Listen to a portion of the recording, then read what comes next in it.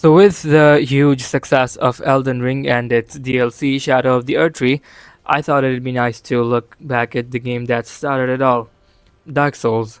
Well, yes, Demon Souls started it all, but Dark Souls is the game that popularized the Souls-like formula.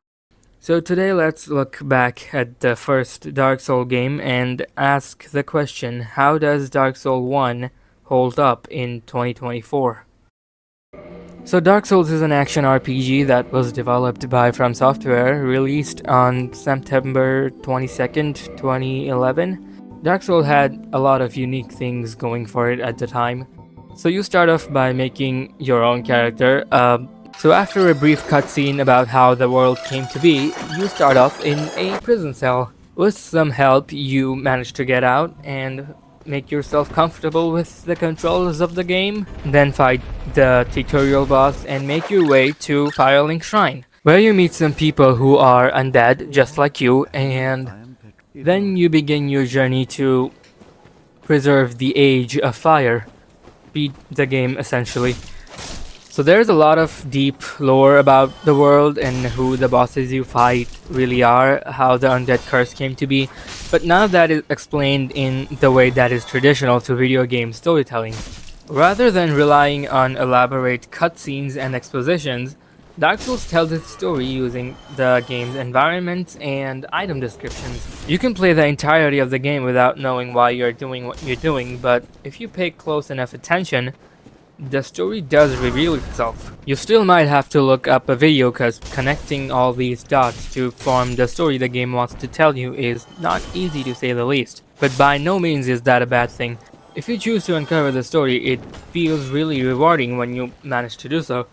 You really feel like you're part of the world rather than just the MC at which everyone has to throw a bunch of exposition at to make you understand whatever the hell is going on. Talked enough about how the lore works, cause Dark Souls is just like that. It's not easy to explain and it's not easy to play.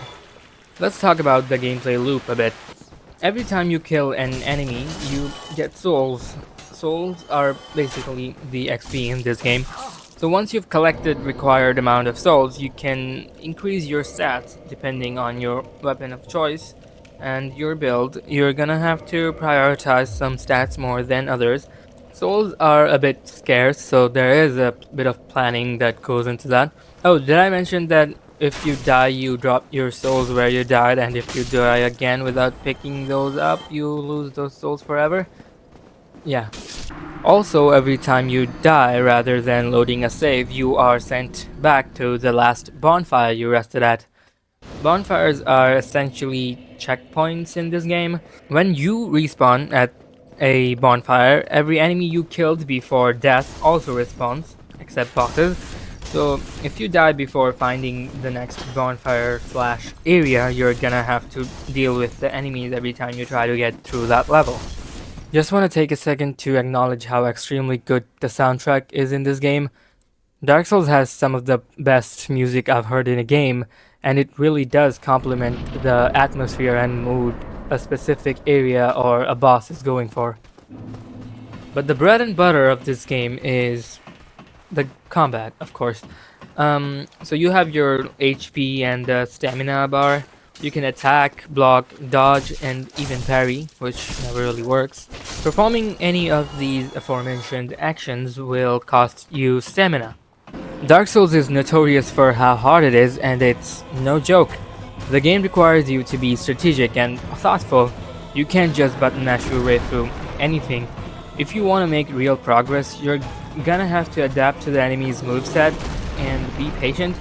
Some bosses have more than one attack that one-shots you, so patience and persistence is the key here. The bosses you fight throughout the game are just really amazing. They're carefully designed. Each of the bosses will make you think differently. They're memorable and they're challenging. I mean, yeah, that's the point. They're really challenging. You're gonna die, and again you're gonna die until you finally figure out the moveset of that boss, and yeah, moment of victory. But that's what makes Dark Souls special. You try again and again and again until you finally win. Another thing Dark Souls does really well is variable playstyles. Yes, it doesn't have as much stuff as in From's latest games, but for a 13-year-old game, I think it's impressive to say the least. You can play close with the classic sword and shield approach, or you can go fire mage, or maybe you want to be a sorcerer. Depending on your build, your approach to bosses will differ wildly.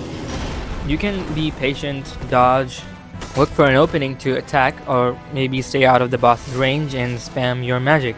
All that talking and I haven't even talked about the most impressive thing in the game, which is the level design. The level design is also tight, but not in a way that you might expect. So as you're going about your day, killing enemies, progressing through the level, constantly in fear of losing your souls, trying to find a bonfire, and more importantly, shortcuts. Seriously, the interconnectivity in this game is wild. You'll often end up unlocking a door that leads to the bonfire you just came from. The way the main areas connect to the filing shrine will shock you every time. Some of the areas still look stunning even after all these years, especially Unknown Orlando, which remains one of the more impressive looking areas I've seen in a game. Dark Souls can be confusing and frustrating at times because it refuses to elaborate much and expects the player to figure things out for themselves.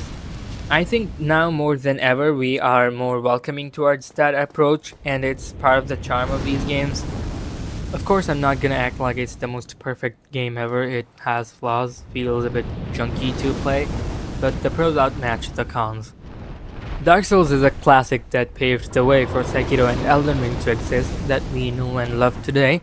Anyone who is a fan of Souls-like is gonna feel right at home playing this game. Even as a starting point, I'd say this holds up if you are okay with a fairly janky gameplay. Dark Souls in 2024 is a classic that must be savored patiently.